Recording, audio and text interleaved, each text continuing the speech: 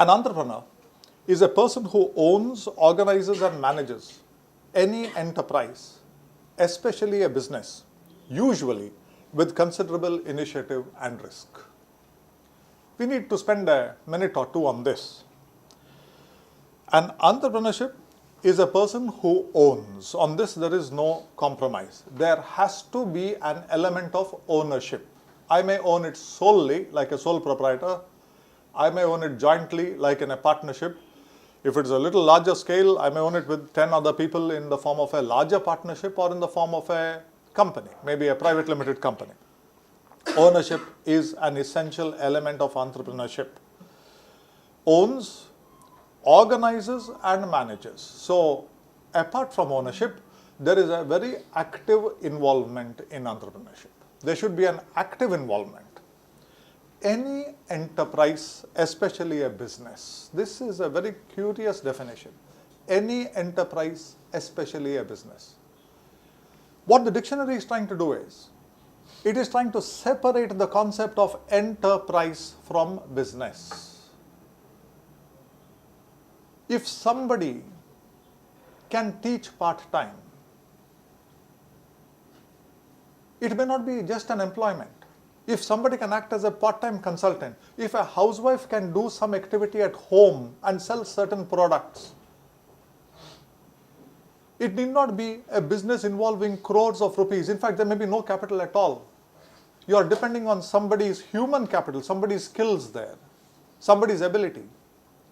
So an enterprise and a business may be two different things, but an enterprise denotes something. He is enterprising, she is enterprising. What do we mean by he is enterprising, she is enterprising? That person shows some initiative, and that initiative is sometimes unique. It is based on perhaps that particular person's innate inner strengths, qualities, abilities. So, owns, organizes, and manages any enterprise, especially a business, usually with considerable initiative and risk. This is also a curious portion. For us, business means risk. The dictionary does not accept that. The dictionary says that you will own something, an enterprise, it may have considerable initiative and risk, which means it may not have it also. So what we try to understand from this is that when we try to start some entrepreneurial activity,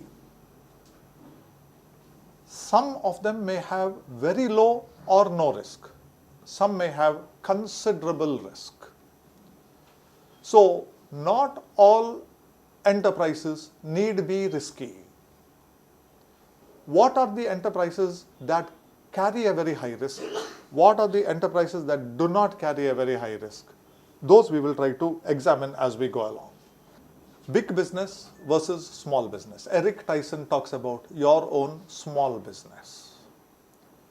Are we, for example, trying to establish another industry like MRPL, where probably the initial investment was 5,000 crores so many years back, and each expansion would have been thousands of crores?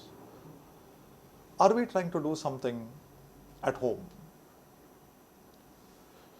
A lady had the misfortune of losing her husband at a relatively young age, 2 young children. The lady had one particular skill, cooking. She was living in an apartment. Luckily, the apartment was belonging to her. All she did was release, in those days, I'm talking about this probably 15 years back, a classified ad in a local paper. 3 times she ran it at intervals of about 15 days. Even those days, I don't think each of those insertions or the ads cost more than 100 rupees. Classified ad. So totally she might have spent 300 rupees on advertising. Even 15 years back, 300 rupees has more value than we have now, but it's not much. Homemade 1 and 2 items, only 2 items. Homemade so and so and so and so. For orders, telephone, so and so. Slowly 1 or 2 orders started coming in. The people who took those orders found that the stuff is good. By word of mouth, more orders started coming in. One of the children did a post in some subject, I forget. The other child became an engineer. She was able to get enough money from this activity at home, only using her skills, to not only take care of her family, to pay for very good education. To this day, she continues doing it. And many times she has to refuse orders. No, I have already got enough. Where is the risk? Is it she's going to lose 2-3 lakhs tomorrow? Did she have to put a few a few lakhs into the business as capital? She already had her establishment, she had a kitchen. Maybe she would have to spend a few thousand rupees on a few more utensils if necessary, because I do not know that. But essentially everything was in place. What she had was not the equity capital. What she required was not the equity capital. What she had and used was her own human capital. A classic example of an enterprise. You can call it a business, you can call it anything else. That did not need much money. Even the marketing costs were nothing. And that was the only time she ever advertised. Before long, within a few months, she was up to her neck in work. She had to actually employ somebody to help her full time. Capital intensive business versus business based on human capital. Sometimes you have to pour a lot of money into a business. Think of somebody who wants to build a big hotel, lot of rooms, maybe project cost 50 crores, 60 crores. You are starting the project now. For the building to be complete itself may take 2.5 to 3 years. Then the furnishings. Money gets poured and poured and poured into it. Somebody may not have the 50 or 60 crores required. Only 5 or 10 crores may be put. You borrow money. Other people join you with capital. The banks give you money. Now your whole thing is ready and it's going to be inaugurated. But you haven't a clue about what's going to happen next. Are people going to come there? Are people going to book rooms in your hotel? How long will it take for you to reach break even? You haven't a clue. All the time your interest meter is running. Think of another entrepreneur who is very skilled in food, interested in food, skilled in food, everything is fine. This person does not want to build a big hotel with rooms. All the person wants is to run a restaurant, a specialty restaurant. Does not even buy land, sink tens of crores of rupees into something. His project cost is maybe 1% of the hotel cost. He'll take a place on lease. He will have to spend something, but it may be a few tens of lakhs. Not only that, how long does it take to set up a good, let's say, Udupi hotel? A few months, not years. Moment that is over, and the hotel is ready for business, and the cooks are in place, and the food stuff is being produced, people start walking in. The first customer, it's a cash business. Your bill is given, your money is paid. Cash is generated. In fact, one of the best businesses that I have seen, which I already mentioned, is the roadside maker of omelets. You cannot think of a better business. The guy knows where he is going to operate. The man knows how much he has to buy for a day. He will start his enterprise maybe at 6:30 or 7 in the evening. He is not going to engage marketing consultants. His advertisement is essentially free. It is the coconut oil that is put in the pan and heated. The smell goes about 50 meters around. Even if somebody is walking on the road, unconsciously they'll come there because of the smell. That's the marketing. How long should he work? Till that day's supply of perishables are over. Eggs are not perishables. Your tomatoes and onions may be perishables. Till that is over. If his stock is over at 8:30 in the evening, and 8:31 a new chap comes, he says, sorry, over, he's closing down. If at 8:30 enough customers have not come, what does he do? He remains till 9:30. He can drop his profit and loss account and balance sheet on a daily basis. Now, although Technically, this is an excellent business. It cannot be scaled up. But for somebody who is poor, I would have more respect for that person. He is his own boss than somebody working in a BPO but being very educated and intelligent. The man is an entrepreneur. The risk is very low. The capital required is very low. Essentially, it's only to buy everyday stock and every day's profit is there in his hand. Moving ahead, short gestation versus long gestation. Any business that begins to provide a cash flow immediately. You set up a photocopying joint, spiral binding joint, somewhere near 2-3 educational institutions. A lot of students would require it, a lot of other people, banks and other people require it. You buy the machine, get the machine working, have your little 50 or 100 square feet shop. The moment the first person comes, cash starts flowing, sometimes in days. But if you are putting up a huge steel plant, 4 or 5 years may be required just to construct the steel plant. Then the testing phase. Then we have to see globally what the steel prices are. Does anybody ever want our steel? Is it profitable now? Meanwhile, I have employed so many hundreds, if not thousands of people. And there are 1,000 things I have to worry about, from government policy to other matters. The two are different. The two are different. What kind of business must you start? Now we are coming more to specifics. And the answer, I was fortunate. When I was in college, I was a voracious reader, even now. I was fortunate to come across one beautiful saying by a Chinese philosopher called Confucius. And he said, if you truly love what you are doing, you will never have to work a single day of your life. If you truly love what you are doing, you will never have to work a single day of your life. I'm one of those whose interests have been, one is in a little bit of teaching, more perhaps into personal finance advisory services. I've been lucky to work for 31 years in a line that I like.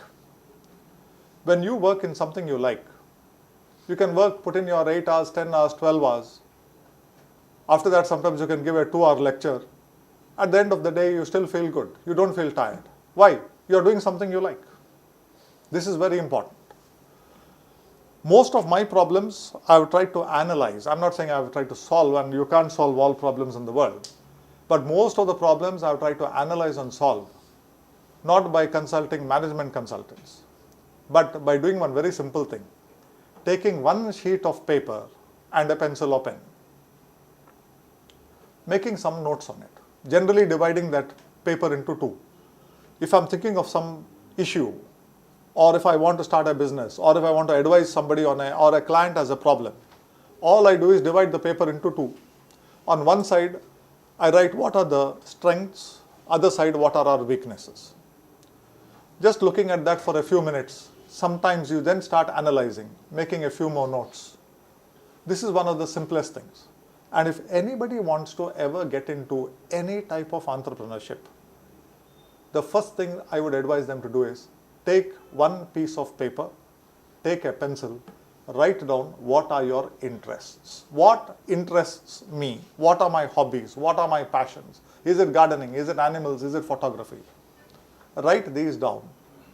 Some people may have just 1 or 2 or 3 interests. Other people may have a very long list. If you have a long list, well and good. It's good to be interested in a number of things. But what are your top 2 or 3 interests? That should come at the head. Once you have done that, the next question is very simple. How can I convert these interests into money? I teach in a course for the general public at one of the city's colleges.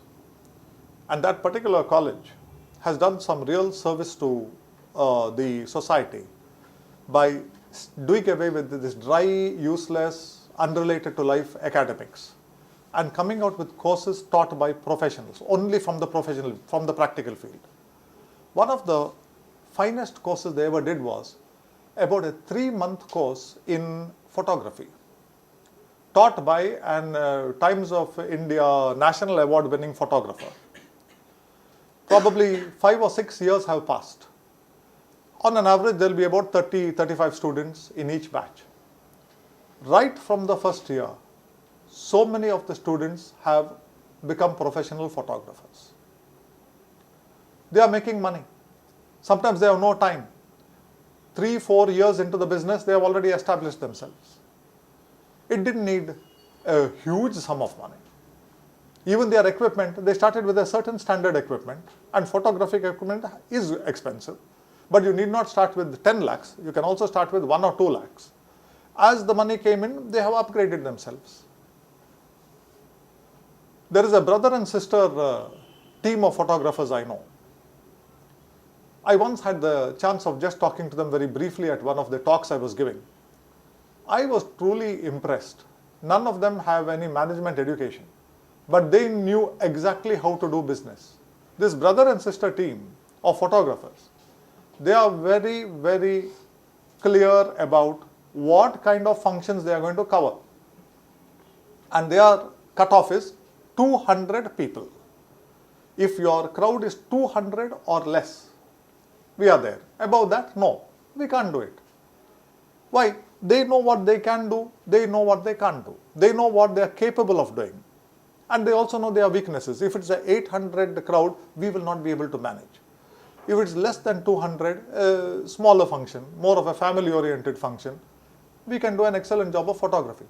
They are so good in their work that they are getting enough functions that are less than 200 people for them to earn very well, to make a living very comfortably.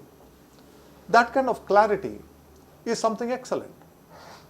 So, getting the kind of knowledge that is vocational in nature, that can help someone further their own economic interests is very, very important. And what is important is, if your earning comes from a particular area where you have an interest, there is nothing like it. So, the starting point always is, what am I interested in?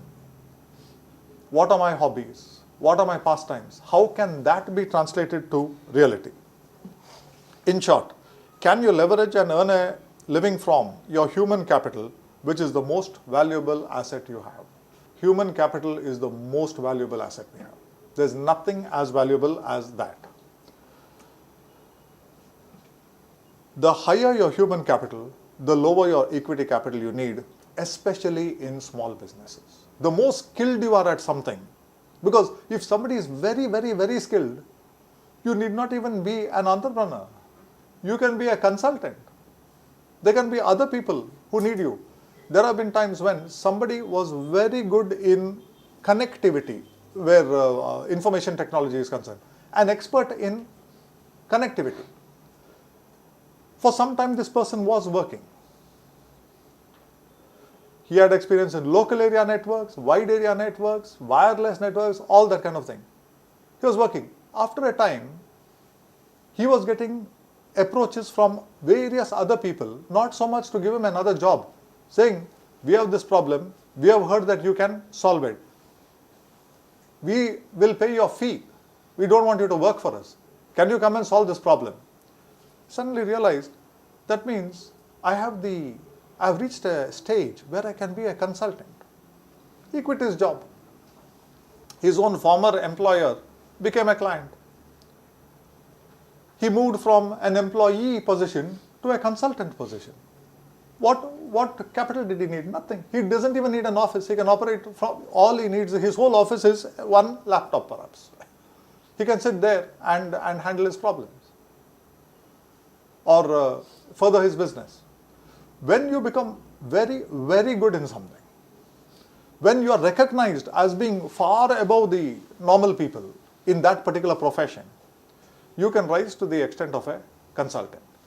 What I'm trying to say is that we have to constantly endeavor to raise our human capital. That is why if somebody asks me, what are you? The honest, factual answer is, I am a student of investment. 36 years back, I was a student of investment. Now I'm a student of investment. If I'm on my deathbed and somebody asks me, what are you, and if I can still talk, I would probably say, even now I'm a student of investment. We will not graduate from there. The learning process is continuous. It does not end. And any good professional has to treat continuing education as an essential part of the profession. So this is a very important one. It's like a seesaw. Higher your human capital, generally lower the equity capital you need. So what kind of business should you consider starting? There is nothing like starting low capital, short gestation, cash generating businesses based on human capital. What is the starting point? Let us summarize once again, especially because there are a number of young people here. Starting point is, what are my interests? What are my hobbies? How do I translate this into money? When I try to translate this into money, do I give some priority to this? If I find myself insufficiently skilled, how do I increase my skill level? How do I rise above a certain level? I'll try to give you some little bit of suggestions on that just based on my experience. Such ventures also carry the lowest business risk. Raghuram Rajan says it beautifully. Not taking risks one doesn't understand is often the best form of risk management. It's a brilliant thing. I so many times have to take great pains to protect people from themselves. I will get a call from somebody. I have worked 30 years in the Gulf. I left Mangalore at the age of 25. Now I am 55. I'm returning, but I'm still in good health. The moment I return, I want to start a business. Hang on, you are 30 years in the Gulf, you are coming to Mangalore, you want to start a business? That is the biggest mistake you can ever do. What business, if you ask them? Any business. And this is where people lose, any business. Okay? If we say business is risky, I don't even know what business I'm taking. That means I'm going blind into something without having any knowledge about it. It's not even a area in which I have an interest or I have an ability. That is a surefire prescription for financial disaster. The person is doing exactly what he is advising you not to do. You are taking risks that you do not understand. To protect you from that, you must go into a subject where you are very, very interested, because when you are interested in something, you take the trouble to get some at least basic knowledge about it. So not taking risks one doesn't understand is often the best form of risk management. How do you build your human capital? There is nothing like starting early, but you can build your human capital at any time you like. We have to start by understanding that entrepreneurs are agents of change. Any entrepreneur is an agent of change. There is a grocery shop in an area. Now, everybody is familiar with it. People go there. Suddenly, without warning, a new grocery shop starts not very far from this. The dynamics change totally. The new chap has to really work hard to compete with someone who is already established. The existing person will see there is a threat here. So I have to do something now to spruce up. Immediately there is a change. The whole dynamics change. That's why we talk these days of disruptive change. Suddenly some new thing comes that disrupts the whole system. It disrupts the whole system. In Mangalore, we know how the taxi drivers were fleecing us when you have to go to the airport and come back.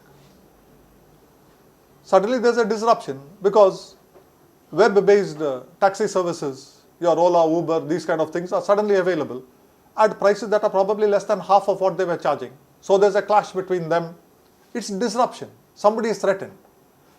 Any entrepreneurship is a change agent. You will always have some new things coming there. Entrepreneurs have to be leaders. Entrepreneurs think and act independently and differently. Why I was talking about change is that a lot of people are scared of change. If you are very scared of change, then maybe you should not go into entrepreneurship. Entrepreneurs should always embrace change, welcome change, for the simple reason that change is inevitable. Things will change. Things change on a daily basis. You can be 30 years in business, you can't relax. Soft skills are also important in business. Communication skills, oral and written, area in which most young people today are not sufficiently adept. That's a sad thing. I wish the institutions in which they study try to develop these skills. Facing interviews. When I say facing interviews, I don't mean job interviews. Many times when you have got something, when you have started something, you may need to talk to other people about what kind of product and service you have. On a one-to-one basis, you may need to enlighten them, make them aware about, okay, I am so and so, this is what I can offer at this price. Yours is a firm or company that may need my services. If you take my services, these are the advantages for you. This is how much you can save. All this thing requires communication. So when I say, please don't get fooled by the term interview here, this is not a job interview. This is more of something where you are doing an awareness exercise, and this kind of awareness exercise is good marketing. It's definitely good marketing. How to persuade rather than pester.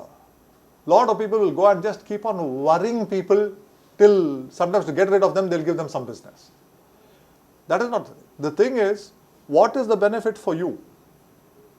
I think Chanakya said in the Artha Shastra, I forget the exact quotation, the exact words, but the message he was delivering is, what is a good business deal? A good business deal is two people meet, they do a transaction, and that transaction carries a benefit to both of them. When that transaction carries a benefit to both of them, it's not that one person trying to do something at the cost of the other.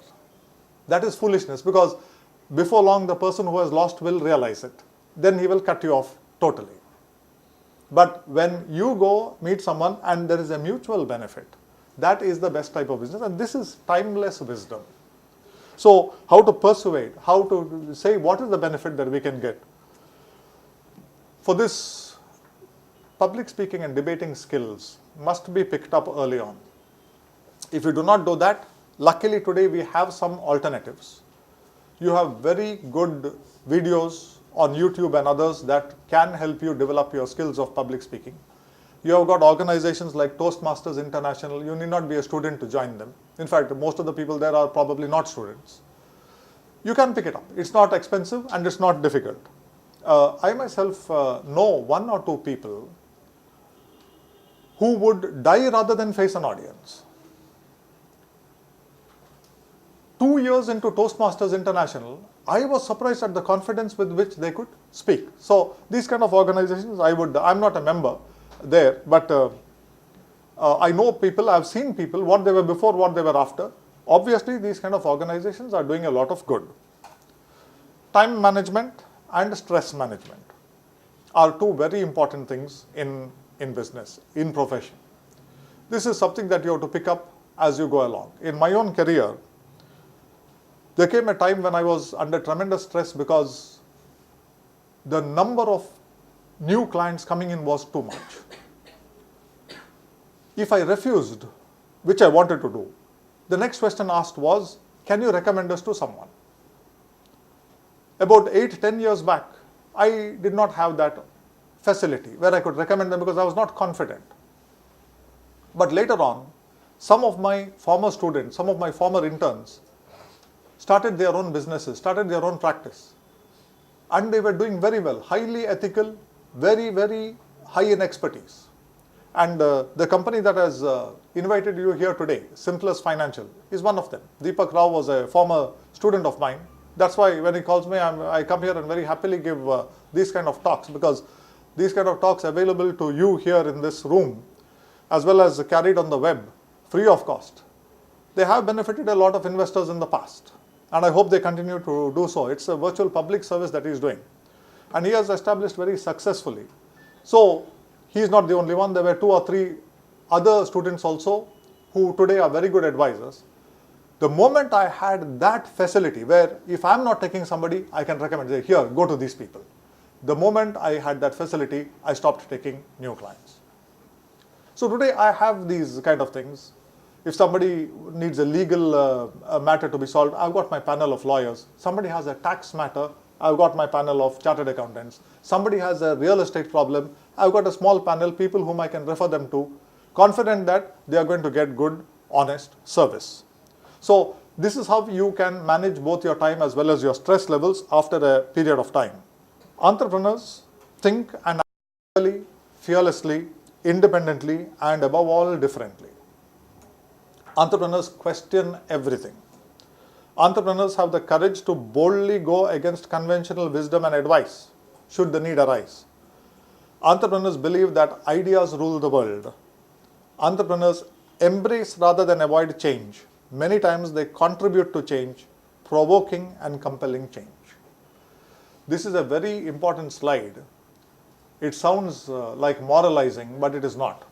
It is deliberately put here because what I am finding more and more as I go along is our ability to think is diminishing.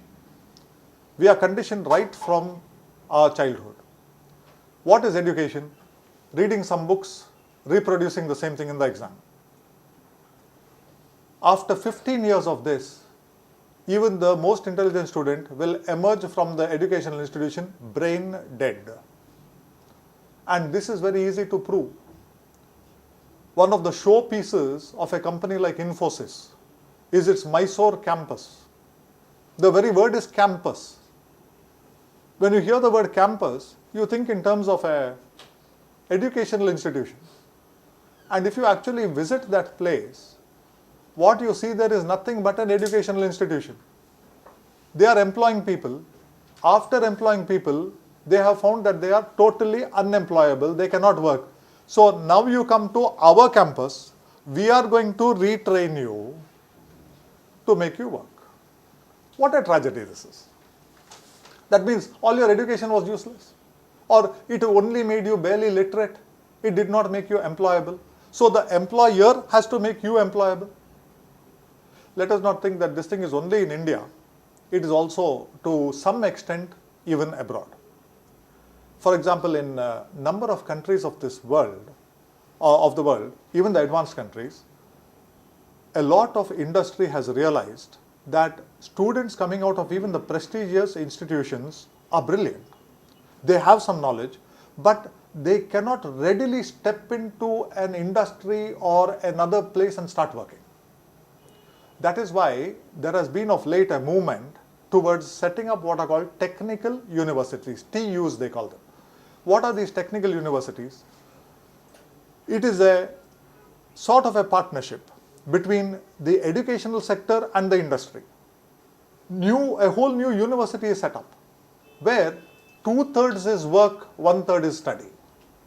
And the people who go there are not called students, they are employees. They are immediately sent to various places to work, to get that first-hand thing, but they are not full-time employees. They are paid a very decent salary. They have to come back also for classes, for assignments, for projects on their own. When they finish their 1 year or 2 years at a technical university, the day they step out, they can straight away get into an industry and start working. In fact, most of them get employed by the companies for which they do their last internship. This is good education. This is definitely a very good way of educating people. So we have to realize that we have to protect ourselves from the intelligence killing mechanism that has become our educational industry today. A lot of people not thinking at all. Nobody takes responsibility. Nobody takes decisions. Everybody is scared. No, I want to push it onto somebody else, or somebody else has to do the thinking for me. Bertrand Russell said this long back. Most people would rather die than think. In fact, they do so, he said. And George Bernard Shaw, a really inspirational saying, the reasonable man adapts himself to the world. The unreasonable one persists in trying to adapt the world to himself. Therefore, all progress depends on the unreasonable man, not the reasonable. Okay? I am a very good, obedient person. I will follow everything. I will whatever people say, and I'll go through life like that. Whereas somebody who will question, innovate, take a different path, think for himself, not blindly accept what anybody else says, what we call unreasonable behavior. But George Bernard Shaw said, all progress depends on those people, not the people who blindly accept and progress.